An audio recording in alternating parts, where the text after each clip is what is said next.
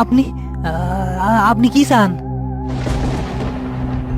যেইটা চাই সেইটা তোর কাছেই আছে। অনেক দূর থাইকা তার বাসনা পাই আইছি, একখান খাস শক্তির বাসনা। কি কিসের শক্তি? আমি তো আপনার কোনো কথাই বুঝবার পারতাছি না। আমারে যাইতে দেন। যাই নাও না জানার ভান করিস না। আমি সালমার পোলাডার কথা কইতাছি। এই কবরজাতক পোলারে আমার লাগবো। ঘরের ভেতর হ্যারিকেনের স্বল্প আলোয় কাদের অস্থিরভাবে পায়চারি করে যাচ্ছে। বাচ্চার কাপড়ের দোলনাটা খালি। সে সবেমাত্র সালমার হিপনোসিসের ঘোর থেকে জেগে উঠেছে। তার মাথাটা এখনো ঝিমঝিম করছে। তার শুধু মনে আছে সালমা এসে বাচ্চাটিকে আদর করতে চেয়েছিল। তারপর আর কিচ্ছু মনে নেই। হাসেম কই গেল? এখনো আহে না। আর বাচ্চাটা বাচ্চাটা কই? তখন তো সালমা আইছিল। তাইলে কি সালমাই বাচ্চাটা নিয়ে গেল? আর হাসেম হাসেম তো বাজারে গেছিল, কিন্তু এতক্ষণ তো লাগার কথা না।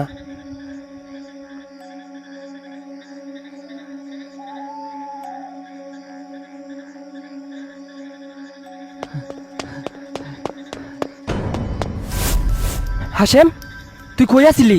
বাচ্চাটা কই? ভাইজান, ভাইজান সর্বনাশ হয়ে গেছে। এইটা এইটা সালমা ছিল না।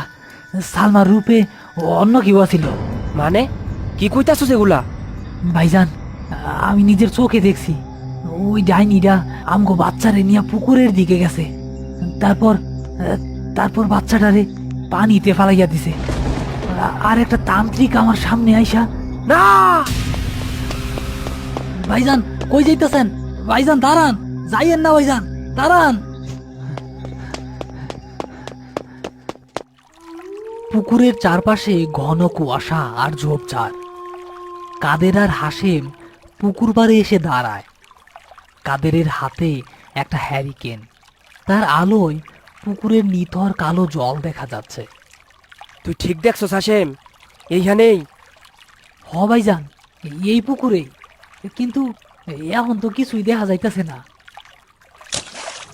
হঠাৎ পুকুরের মাঝখানে জলটা হালকা নড়ে উঠল। সেখানে একটা বুদবুদ দেখা যাচ্ছে। কাদের আর হাসেম সকচিত হয়ে সেদিকে তাকায়। হাসেম, কিছু দেখতে পাইলি? হ ভাইজান, মনে হইল পানিতে কিছু একটা নইরা উঠল।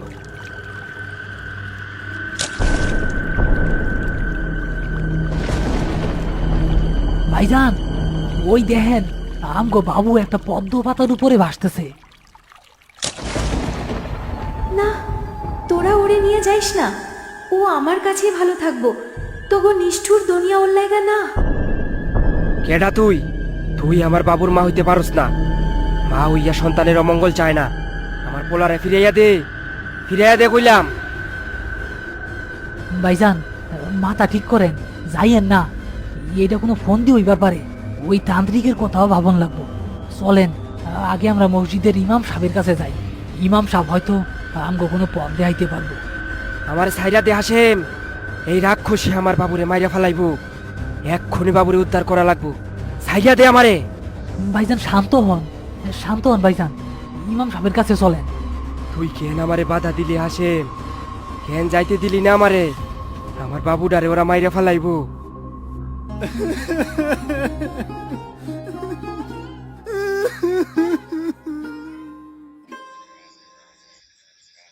কিরে হাসেম, কই থাকস?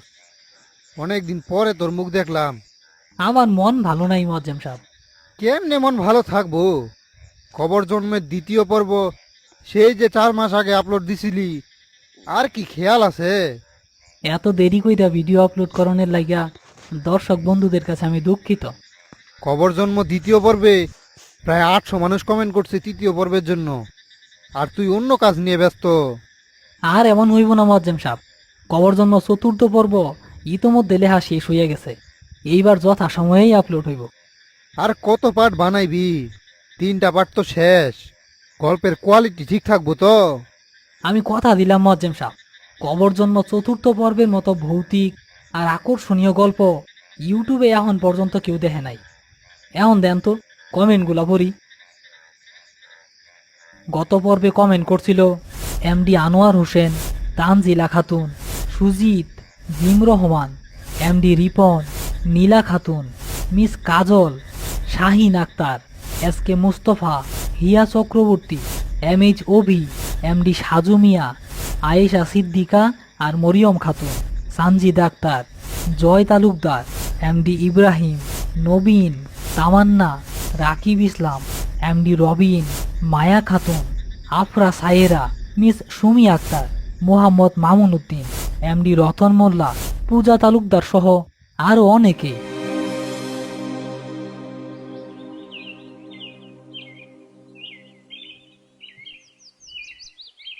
সবই তো শুনলেন ইমাম সাহেব। আমরা অনেক বড় বিপদের মধ্যে আছি।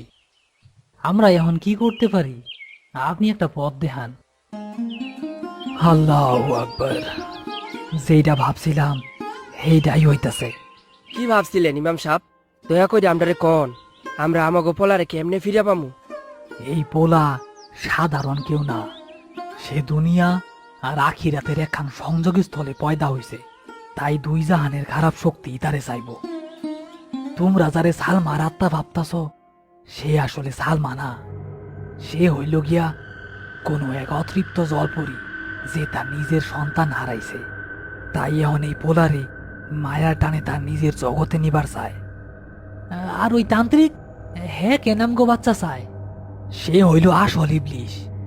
এইরকম তান্ত্রিকরা কবরজাতক পোলাপানের কোরবানি দিয়া মহাশক্তি হাসিল করবার চেষ্টা করে। তোমরার পোলাটার আসল দুশ্মন হইল ওই তান্ত্রিক। আমি কাউরে আমার বাবুর শরীরের একটা ফসমের ক্ষতিও করতে দিমু না। আপনি কন, আমাকে কি করুন লাগবো? সবুর করো কাদের, মাথা গরম কইরে এই যুদ্ধে জিতন যাইব না। জলপরিডারে শান্ত করতে হইব আর তান্ত্রিকরে রুখতে হইব। আইজ রাত পার হইলেই আমাবস্যা। কালকের দিনটাই তোমরা পাইবা। তান্ত্রিক আমাবস্যার রাইতেই তার আসল খেলা খেলবো। তার মানে যা করার কাল রাইতের আগে আমাকে করতে হইব। এই তাবিজটা রাহো, বিপদের সময় অনেক কাজে আসবো। আর শোনো, তোমরা যেই পথ দিয়া যাইবা সেই পথে নানা রকম ফাঁদ পাতা থাকতে পারে। ভয় পাইও না, মনে সাহস জোগাই আগাইয়া যাইবা। আর ভুল কইরাও পিছন ফিরা তাকাইবা না। আর একটা কথা, ওই তান্ত্রিক তুমগোর সাথে অনেক মায়া করতে পারে, ছলনা করতে পারে, তুমগো বাচ্চার রূপ ধইরা ডাকতে পারে, মায়া ধরাইতে পারে। কিন্তু তোমরা তার মায়ায় সাড়া দিবা না। এখন আসো, তুমগো পথ দেখায় দেই।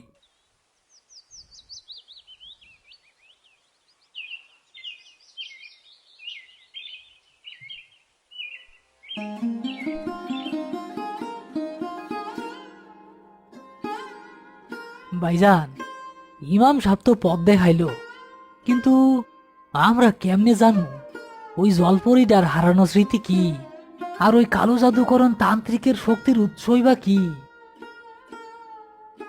একটু পরে রাইত হয়ে আইব ভাইজান। এখন কি করবো আমরা, কিছু ভাবলেন? আমার দাদা জানের মুখে শুনছিলাম এই গ্রামের যে বড় পুকুরটা আছে এটা নাকি অভিশপ্ত। অনেক বছর আগে এক জমিদার বাড়ির বউ তার কোলের বাচ্চাটা নিয়ে ওই পুকুরে ডুইবা মরছিল। গ্রামের মানছে কত কইতো মাইয়াটা রাতটাই এখনো পুকুরে কান্দে। কি কোন ভাইজান? তাইলে কি ওই সালমা রূপ ধরা মহিলাটাই সেই জমিদার বউয়ের আত্মা? হইতে পারে। যদি তাই হয় তাইলে তার হারানো স্মৃতি ওই বাচ্চার সাথে গাথা আছে। আমাকে ওই পুরান জমিদার বাড়ির খোঁজে যাইতে হইব। এই হানেই কোনো না কোনো নিশানা পাওয়া যাইব।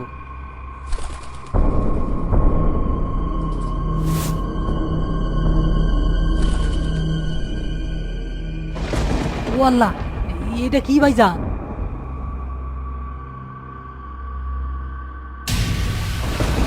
ভাইজান, এটা তো বান মারণের জিনিস। নিশ্চয়ই ওই তান্ত্রিকের কাম এটা। ওই তান্ত্রিক আমাকে প্রতিটা পদক্ষেপের উপর নজর রাখতেছে। হ্যাঁ, আমাকে ডর দেখাইতে চায়, কিন্তু আমরা ডরাইলে চলবো না। চল হাসেম, আমাকে হাতে সময় নাই।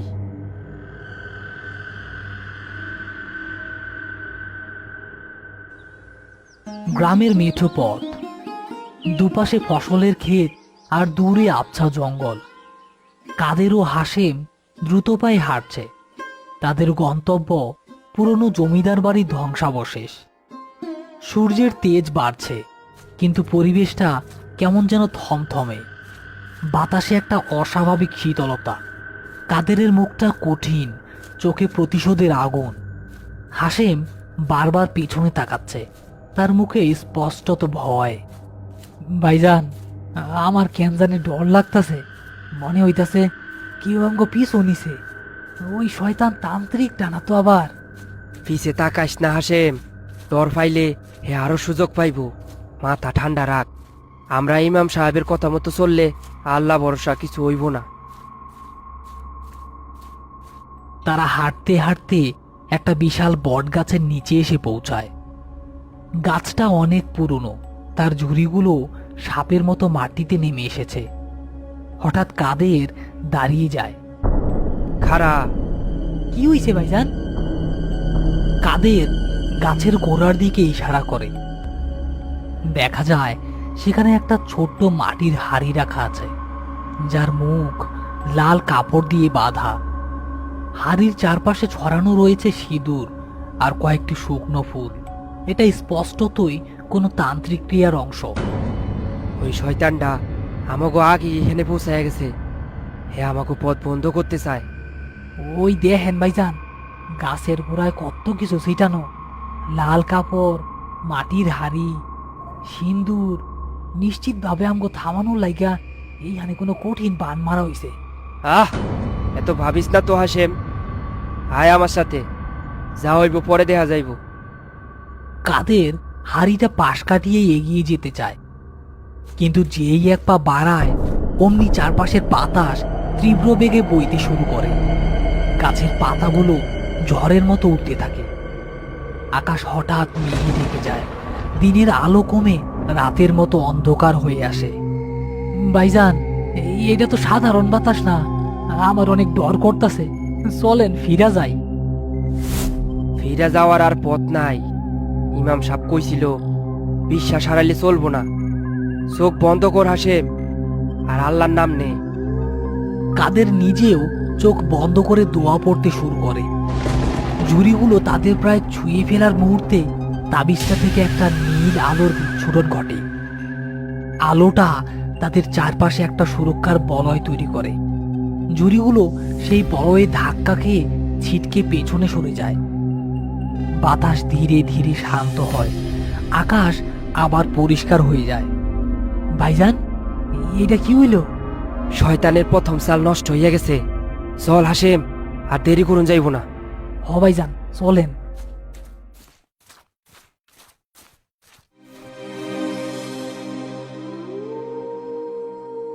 তারা এখন পুরনো জমিদার বাড়ির ধ্বংসাবশেষের সামনে।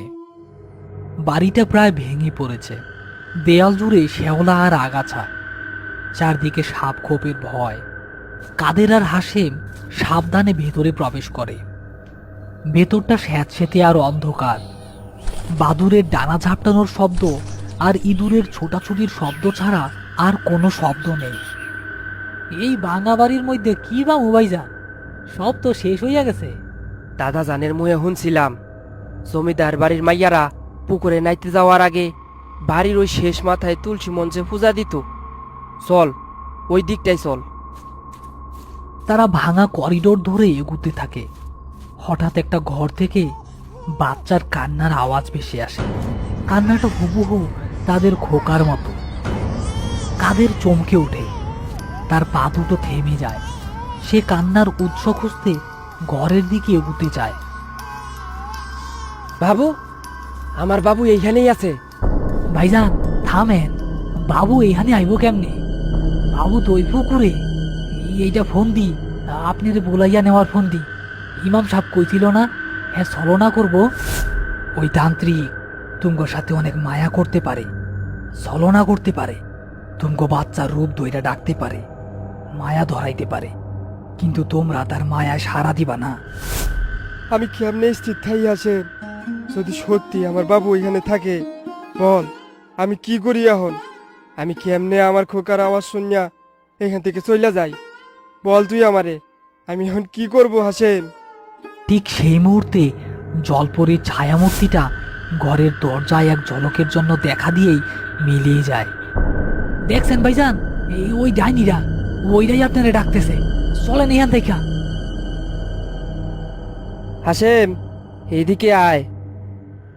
তোরে অনেক অনেক ধন্যবাদ। আমি ওই শয়তানের মায়ায় পইরা গেছিলাম।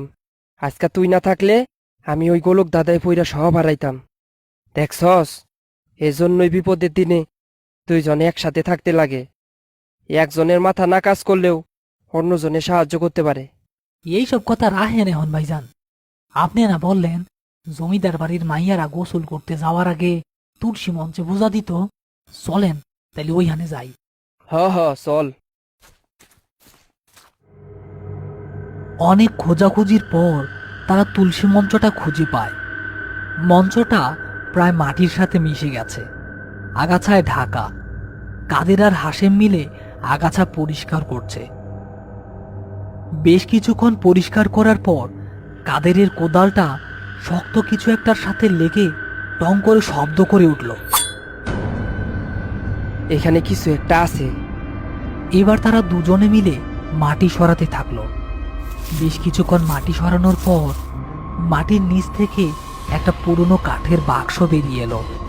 বাক্সটা স্যাঁতসেঁতে এবং প্রায় পচে গেছে। এটা কি হইতে পারে ভাইজান? খারা খুইলা দেহি। এগুলা নিশ্চয়ই ওই জমিদারের বউ আর তার বাচ্চার জিনিস। তাইলে ইমাম সাহেবের কথাই ঠিক, এইগুলাই হয়তো ওই জলপরীর হারানো স্মৃতি। কাদের নুপুরটা হাতে নিতেই তার চোখের সামনে একটা দৃশ্য ভেসে ওঠে। সে দেখতে পায় এক তরুণী বধূ তার কোলের শিশুকে এই নুপুরটা পরিয়ে দিচ্ছে আর হাসছে। শিশুটির হাসিতে ঘরটা ভরে যাচ্ছে। দৃশ্যটা এক মুহূর্তের জন্য এসে আবার মিলিয়ে যায়। আমি সব দেখলাম হাসেম, আমি সব দেখলাম। ওই মাইয়াটার মুখ, তার সন্তানের মুখ। তাইলে এইগুলাই জমিদার বউ আর তার মেয়ের জিনিসপত্র। এইগুলা দিয়াই আমরা আমগো বাবুরে উদ্ধার করতে পারবো। যেটা খুঁজা পাইছস এইটা লইয়া আর ফিরা যাইতে পারবি না। কাদের আর হাসেম চমকে পেছনে ফিরে তাকায়। তারা দেখে তান্ত্রিক শক্তিধর ভাঙা দরজার মুখে দাঁড়িয়ে আছে। তার চোখ দুটো আগুনের মতো জ্বলজ্বল করছে। এবার তার হাতে একটা ত্রিশূল। ভাবছিলি আমার চোখে তুলা দিয়া সব কাজ হাসিল কইরা লইবি, ওই জল পরিটারে শান্ত কইরা পোলাডারে উদ্ধার করবি। তো কথাইকা আমি 2 কদম আগে চলি। শয়তান, তুই আমার খোকার কোনো ক্ষতি করতে পারবি না। আমি আমার খোকারে উদ্ধার করমুই। তুই যে কোনো ভাবেই আমার ঠেকাইতে পারবি না। পারমু কি না এইটা তো রাইতেই দেখা যাইব। তখন এই জিনিসগুলো আমার হাতে দে, জল পরিটার মায়া কাটাইলে পোলাডা আমার হইব। তান্ত্রিক ত্রিশূলটা মাটিতে ঢুকে দেয়। সঙ্গে সঙ্গে তাদের চারপাশের ভাঙা দেয়ালগুলো কাঁপতে শুরু করে। ইট পাথর খসে পড়তে থাকে। কাদের আর হাসেম বুঝতে পারে তারা আটকা পড়েছে। ভাইজান, এখন কি হইব? হাসেম, তুই এই বাক্সটা নিয়ে যেমনে পারিস পুকুর পারে যা। আমি এই শয়তান আটকাইতাছি। না ভাইজান, আপনার একা ফালাইয়া আমি কোথাও যাব না। মরলে একসাথেই মরবো। ব্যাককলের মতো কথা কইস না হাসেম। এই বাক্সটা পুকুরে না পৌঁছাইলে খোকারে বাঁচান যাইব না। যা কইতাছি, যেটা কইতাছি সেইটা কর, যা। আজকে হয় তুই মরবি, নয় আমি। ওর যে তুই এতই মরা শখ, তাইলে আয়।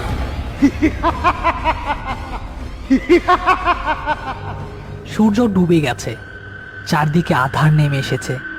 পুকুরের জলটা আগের চেয়েও বেশি কালো আর রহস্যময় লাগছে।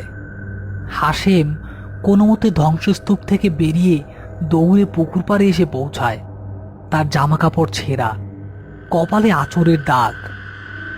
হাসেম বাক্সটা হাতে নিয়ে পুকুরের কিনারায় দাঁড়ায়। সে জানে না এখন কি করতে হবে। ও জলপরিমা, তুমি যদি এই বাচ্চার ভালো চাও তাইলে তোমার জিনিসগুলা তুমি ফিরাইয়া নাও, আর আমগো পোলারে আমগো কাছে ফিরাইয়া দেও। এই নেও, এই নেও তোমার জিনিস। সে বাক্সটা পুকুরের জলে ভাসিয়ে দেয়। বাক্সটা ধীরে ধীরে ভাসতে ভাসতে পুকুরের মাঝখানে চলে যায়।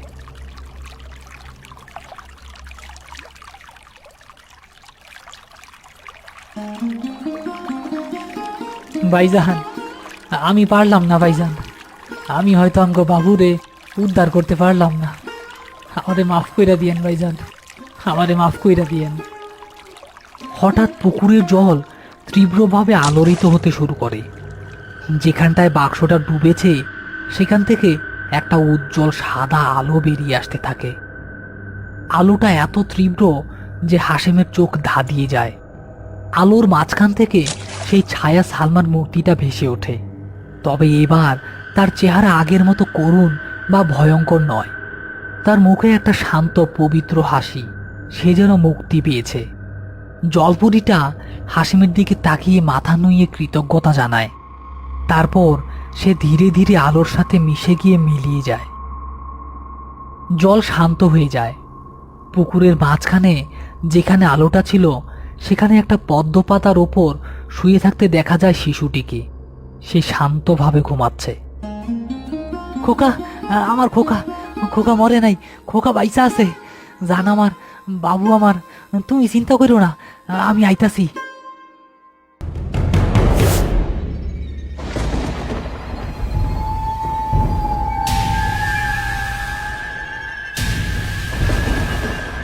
জলপরিটারে তো পথ দেখাইলি, কিন্তু আমি এখনো আছি।